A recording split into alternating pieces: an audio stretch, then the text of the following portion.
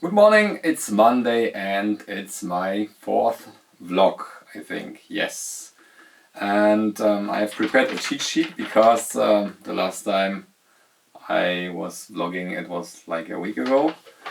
Last week I recorded the barometer video and it was, I really love it. It's refined. I worked the whole Saturday to refine it. I could probably publish it on Friday, but I wasn't happy with the state on Friday. That's why my Patreons didn't get early access there. I'm really sorry about that. I will improve in future. I was simply 2 days behind because I had to on my Monday and Tuesday do stuff from the week before, like subtitles and the behind the scenes. And now yesterday I did already the subtitles for the last video, so this is done. Still have to do behind the scenes, but I think this will be a quick one. I will do, let's say, the research for this week's video first, and then do the behind the scenes last week, so I don't get late with the video. Then yes, I will do only one vlog a week plus another trash video of another topic, simply showing something. So I think this is a good measure, not to bore you with all the talking. And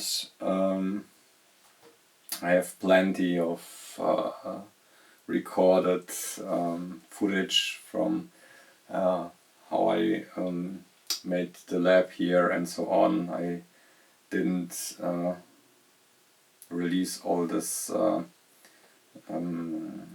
I've recorded there. The giveaways, they will be drawn on, I think I will do it on Saturday. Since the video came out on Saturday, I will give the viewerships and the patrons 1 week to react, to comment. However, this way of doing these giveaways, I don't really like it because I have 1 million comments with a giveaway, and however, the color picking is nice because I really have almost all the colors of filament here, so I can do it individually for the people that win one of the logger here. And but I will do it on Saturday. I think I will, of course I will record it to let you see that it's genuine. I don't know yet how to do it. There are some solutions probably for YouTube, but I don't know if there's something for Patreon to just gather the comments, but there are not much comments yet, so high win chance there. I can do them manually and pick a random number. Then the smallest Wi-Fi button video brought me many subscribers, 1000 subscribers in 1 week. This is like 4 times the regular amount, and I think the last video, how even it's better made, it will not reach the heights of the smallest Wi-Fi button in the world. It's simply a catchy and challenging title, I think. This week's video will be about a game, like a handheld game with the WeMOS and the OLED shield. I still have some shields there, and I don't know if I will do the giveaway directly this week or maybe a week after. I'm not sure about this yet. I don't have a plan what kind of game I will implement on this device. We have only 2 buttons there, so there is no D-pad or something. And yeah, snakes is one option, or yeah, I don't know, some kind of easy game. Flappy Bird, but Flappy Bird only requires 1 button. Okay, I have to figure something out there. So it will be like a handheld game, also with a printed 3D case, and it should be a really easy one. I have programmed shooter games in the past in about a day on JavaScript, so I'm familiar with it. Today, additionally, I still have some Tolly, the CEO of Mongoose. We have communication over email. However, I'm not sponsored or anything. They are really nice, and he asked me to release the button code as a Mongoose app. They have an infrastructure there, and I have to figure out, maybe today in the evening in my free time, how to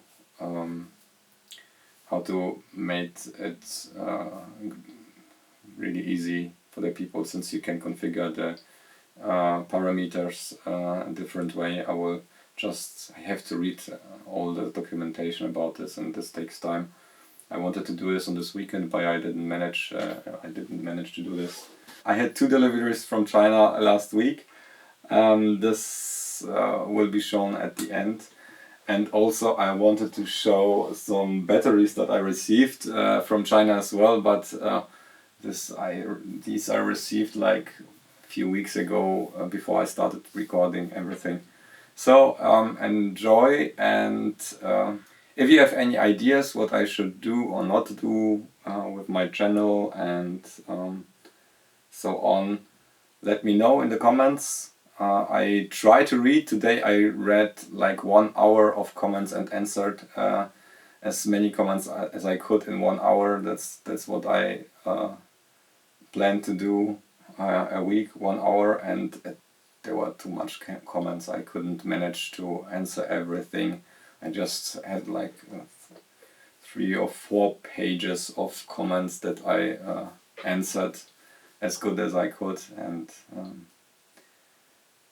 yeah, that's all, and enjoy the deliveries from China. Okay, let's take a look inside.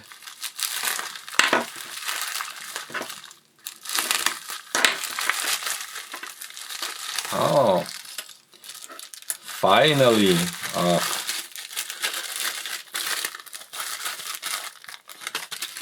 These were, yeah, I was waiting a long time for these here.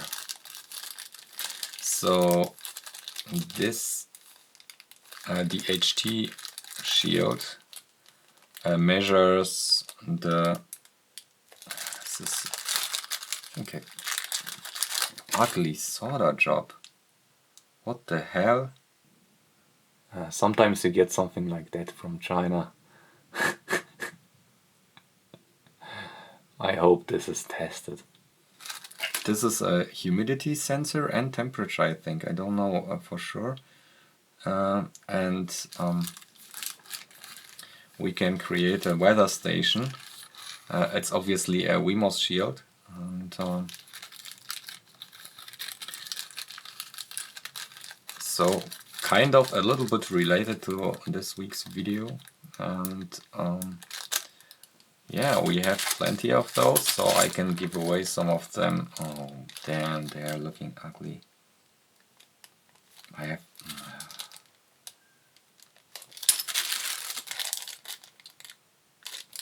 So this is a really ugly solder job, but yeah, I will probably clean them up before giving them away. Okay, that's all. So these are the batteries that I wanted to show. So This are of 18650 form factor, and these are 3.2 volts lithium iron phosphate batteries. So they are good to use with the microcontrollers that are running on 3.3 volts. So yeah, I'll be using those for my battery powered circuits, probably, if I don't use the battery shield. And yeah, I don't know how to charge them except for my power supply. Maybe we can create a circuit for this. Great. And so this is the big form factor, and I have another. On the first look it looks like a AA battery, a typical one, and it's rechargeable, 1200 milliamp hours. But what is this? 3.2 volts, and I measured it, it's really 3.2 volts, and these are also lithium iron phosphate batteries. Great, in AA form factor. Either I could use one to power a 3.3 volts microcontroller using a holder like this, or I could use two in series and power a 5 volts microcontroller with a regulator. So it's better than two of those.